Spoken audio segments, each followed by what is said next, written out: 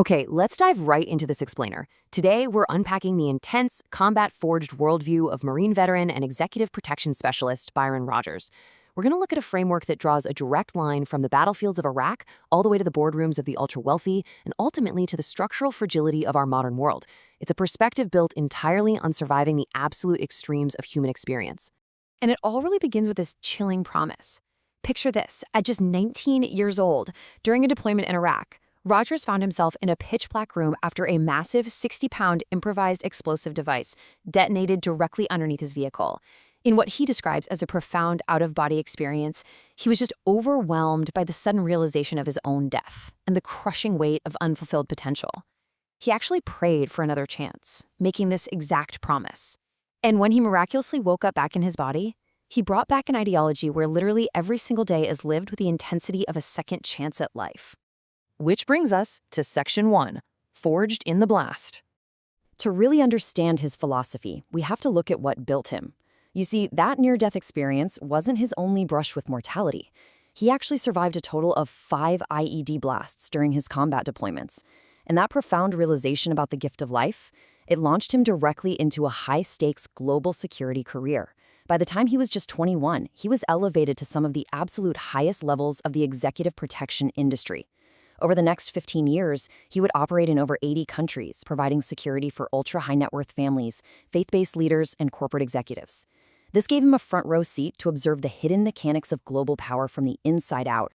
So let's move into Section 2, the danger of comfort. Rogers takes those visceral survival lessons from the battlefield and points them at, well, kind of an unexpected target. Our modern safety. Quoting the late Dr. Miles Monroe, Rogers views the safety of modern living not as a blessing, but as a severe vulnerability. From his perspective, the systems and conveniences we rely on every single day have basically lulled people into a profound state of apathy. We're so shielded from natural risk and consequence that our ability to handle actual stress, or even stand up for our convictions, has completely atrophied.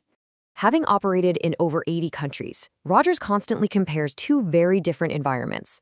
Overseas, in non-permissive and deeply dangerous locations, he witnesses an overt life-or-death reliance, both spiritually and physically. Without a functional hospital or a quick emergency call to rely on, people over there are grounded in stark realities. Stateside, however, he observes this dangerous lukewarm passivity.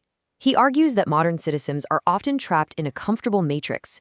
We're trading the best hours of our lives for a paycheck entirely dependent on systems we don't actually control, and honestly, spiritually unequipped for sudden chaos. This leads us to Section 3. Training the nervous system. So how do we actually combat this apathy?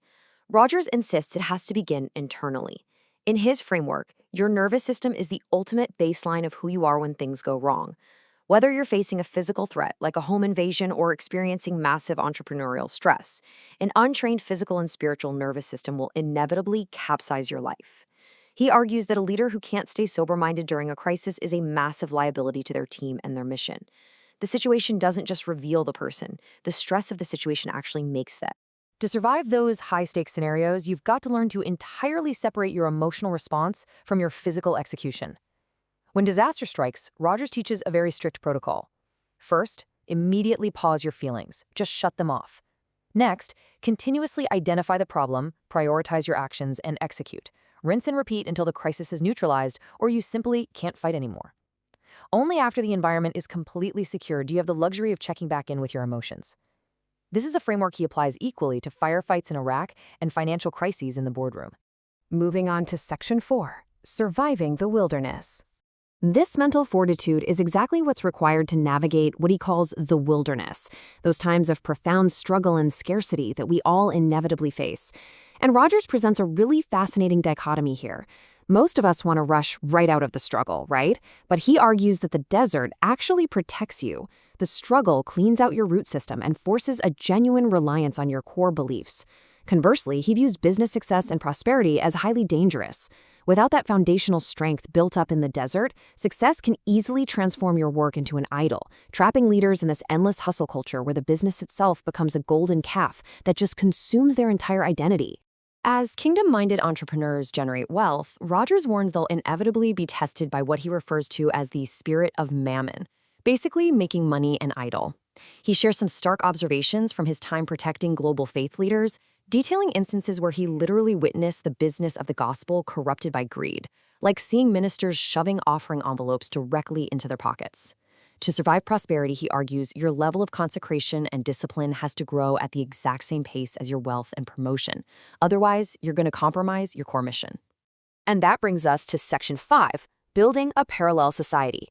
This deep distrust of corrupted systems leads to Rogers' overarching strategy, completely decoupling from what he views as a broken mainstream system. From his perspective, society is heavily influenced by sinister anti-humanist agendas. Recounting his experiences behind closed doors, he points to elite globalist events and mainstream industries, like the pharmaceutical industry, which he argues prioritizes lifelong medication over true healing, as evidence of systems designed to extract wealth and health from the public. But his proposed solution isn't just to complain about it. It's to actively build a parallel, self-sustaining society. He advocates for redirecting funds, inventions, and energy into alternative, faith-based economic ecosystems that prioritize human thriving over mere profit.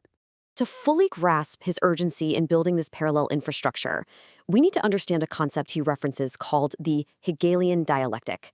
Rogers believes the psychological and political framework is actively being used to destabilize society. It basically works like this. A ruling power intentionally allows or even creates a massive crisis. The resulting chaos naturally terrifies the public, who then practically beg for safety.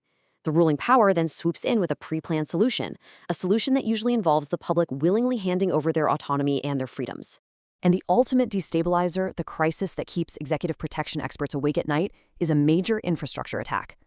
Rogers specifically highlights the threat of an EMP, or electromagnetic pulse. Such an event would instantly fry modern electronics, turning every single modern convenience, from your smartphone to the supply chain trucks to the water pumps in your city, into dead weight. He warns that within days, highly populated urban centers would descend into total chaos, as desperate, unprepared citizens turn on their own communities. So to survive an event of this magnitude, Rogers outlines highly specific actionable steps. First, establish clear go, no-go criteria right now so you can decide instantly if you're bugging in or bugging out. Second, secure a minimum of 3 to 6 months of physical provisions, focusing heavily on water. Third, protect critical off-grid communications and tech in Faraday bags so they actually survive the pulse. But step 4 is absolutely his most critical point. Organize your human capital. When the grid goes down, the ultimate currency is capable people bound together by a unified vision to bring order to chaos. Rogers' entire journey from surviving 5 IEDs on the battlefields of Iraq, to observing the hidden elite in over 80 countries, to building a robust strategy for physical and spiritual survival, it really forces us to look in the mirror. It leaves us with one incredibly uncomfortable, yet absolutely vital question to consider. If the systems keeping you comfortable vanished instantly, who would you actually be? Would your training and foundation hold up, or would the comfort of modern society prove to be your greatest vulnerability?